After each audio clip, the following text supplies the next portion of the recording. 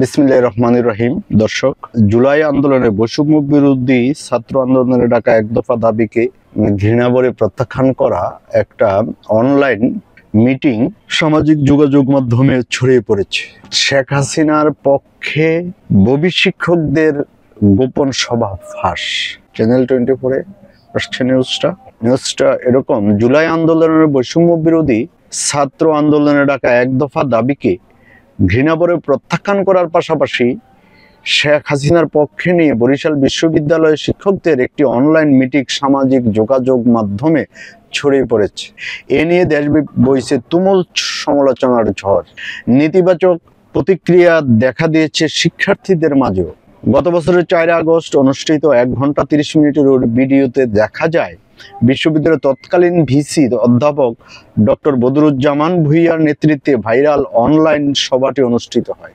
সেখানে শেখ হাসিনার পাশে দাঁড়িয়ে যে কোনো উপায়ে সরকার পতন ঠেকাতে বদ্ধপরিকর হন শিক্ষকরা।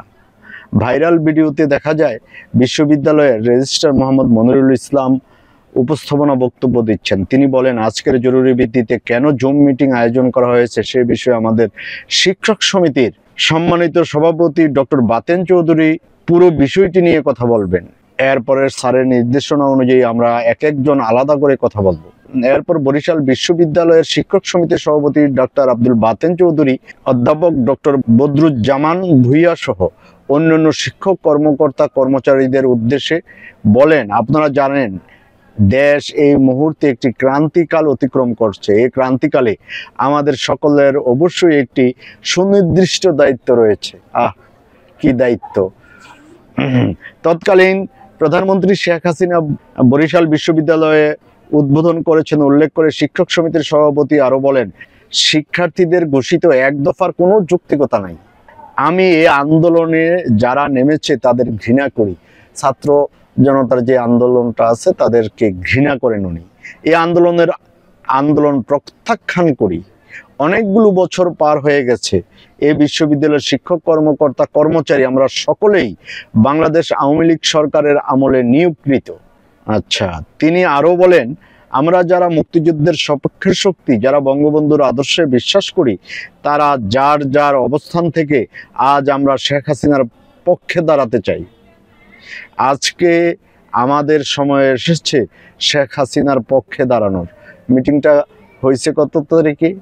4 আগস্ট হয়েছে মিটিং। 4 আগস্টে আইসা উনি পক্ষে দাঁড়ানোর সময় এসেছে। এ সময় শিক্ষক সমিতির সভাপতি ডক্টর আব্দুল বাতেনের বক্তব্যের পর একে একে অন্যান্য শিক্ষকরাও তাদের অবস্থান পরিষ্কার করেন এবং ইংরেজি বিভাগের অধ্যাপক ডক্টর মোহাম্মদ মহসিন উদ্দিন বাদে বাকি সবাই অধ্যাপক বাতেনের সঙ্গে একমত পোষণ করে শেখ হাসিনার পক্ষে তাদের দৃঢ় অবস্থানের কথা ব্যক্ত করতে থাকেন। বক্তব্য প্রদানকালে বরিশাল বিশ্ববিদ্যালয়ের সামাজিক বিজ্ঞান অনুষদের ডিন, সমাজ বিজ্ঞান বিভাগের সহযোগী অধ্যাপক দিল আফরোজ খানম কাঁদতে কাঁদতে বলে, গত 2 দিন ধরে স্যার আমার গলা ধরে আসছে। গত 2 দিন ধরে স্যার কাঁদতে কাঁদতে বলেন, গত 2 দিন ধরে আমার গলা ধরে আসছে, কথা বের হচ্ছে না।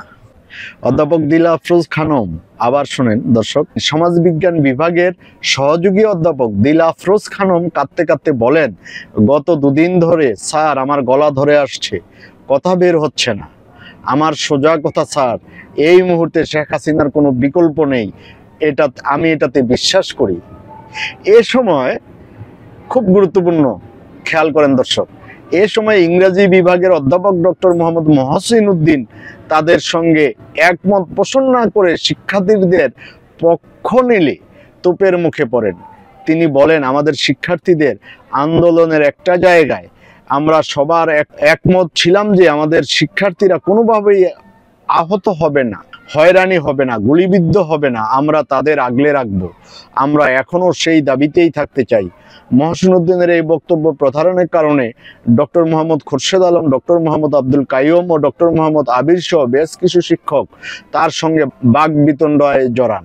ভাইরাল ওই গোপন সভার ভিডিওতে বরিশাল বিশ্ববিদ্যালয়ের উপাচার্য সহ শিক্ষক সমিতির সভাপতি, বিশ্ববিদ্যালয়ের রেজিস্ট্রার, বিভিন্ন বিভাগের শিক্ষক ও কর্মচারীরা অংশ নিয়েছিলেন। আসলে বিশ্ববিদ্যালয়ের শিক্ষকরা সবাই পিএইচডি করা, উচ্চশিক্ষিত, হ্যাঁ, ওনারা মানুষ গড়ার কারিগর। এখন এই যে জুলাই আগস্টের বিপ্লবটা হলো, এখানে হাজার হাজার মানুষ মারা গেল, আহত হলো, এখনো অনেকেই হসপিটালে কাতরাচ্ছে। তারা ওই সময়, তখন তো বিপ্লবের একদম দ্বার প্রান্তে, 5 তারিখ শেখ হাসিনা পালিয়ে গেলেন, একদম দ্বার প্রান্তে 4 তারিখ, তারা 4ই আগস্ট ওনাদের এই মিটিংটা। তো ওনারা এত জ্ঞানী মানুষ, ওনারা কিভাবে এত প্রাণের বিনিময়ে, এত হত্যা, এত গুলি, এটাকে সাপোর্ট করেন, ভাবনায় আসে না। আজ এ পর্যন্ত দর্শক, ভালো থাকবেন, আল্লাহ হাফেজ।